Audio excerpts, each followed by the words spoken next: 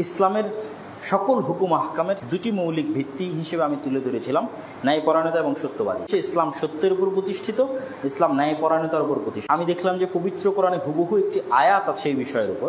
আল্লাহ সুবহানাহু ওয়া তাআলা কোরআন মাজিদে বলছেন, ওয়া তাম্মাত কালিমাতু রাব্বিকা সিদকাও ওয়া আদলা লা মুবাদদিলা লিকালিমাতিহি। আল্লাহ সুবহানাহু ওয়া তাআলার সকল আদেশ এবং সকল নিষেধ এবং সকল কথা, সকল উপদেশ, সকল সংবাদ, সকল বাণী সমাপ্ত হয়েছে ন্যায়পরায়ণতা ও সত্যবাদিতার উপরে। আল্লাহ সুবহানাহু ওয়া তাআলার সকল আদেশ, সকল নিষেধ দুইটা মানদণ্ডের উপর দাঁড়িয়ে আছে। আল্লাহ নিজে বলছেন সিদকাও ওয়া আদলা, সত্যবাদিতার উপর, ন্যায়পরায়ণতার উপর।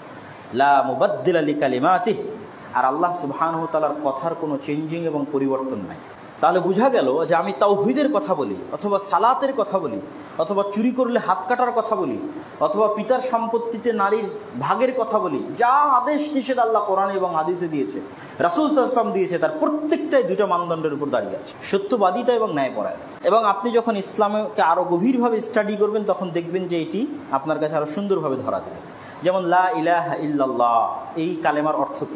সব আলেম ওলামা এই কালেমার অর্থ লিখেছে লা মা'বুদা বিহাক্কিন ইল্লাল্লাহ।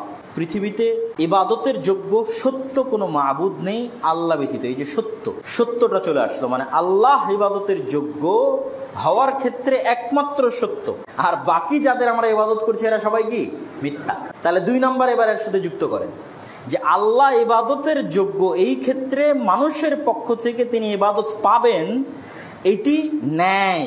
আর আল্লাহ ব্যতীত মানুষ অন্য কারো ইবাদত করবে সেটি অন্যায়, মানে ন্যায়পরায়ণতার বাইরে। আল্লাহ একমাত্র যোগ্য। এই জন্য আল্লাহ কোরআনে বলেছে যে ইন্না শিরকা লাযুলমুন আযীম, শিরকে আল্লাহ গুনাহ, মানে যামবুন আরবি শব্দ গুনাহ এইভাবে বলেনি, বলেছে জুলম, অত্যাচার।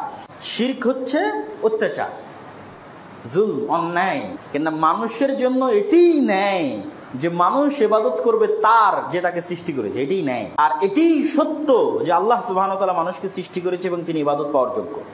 তাহলে আল্লাহর সাথে মানুষের সত্যবাদিতা এবং মানুষের ন্যায়পরায়ণতার 1 নম্বর যে কাজ সেটা হচ্ছে তাওহীদ।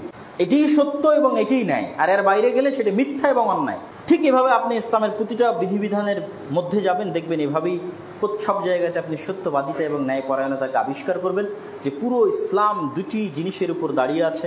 আল্লাহ নিজে সত্যবাদী এবং ন্যায়পরায়ণ, পৃথিবীতে যত নবী রাসূল পাঠিয়েছেন সব সত্যবাদী এবং ন্যায়পরায়ণ, আর ইসলামের যত বিধিবিধান আছে সকল বিধিবিধান ন্যায়পরায়ণতা এবং সত্যবাদিতার মানদণ্ডে দাঁড়িয়ে আছে।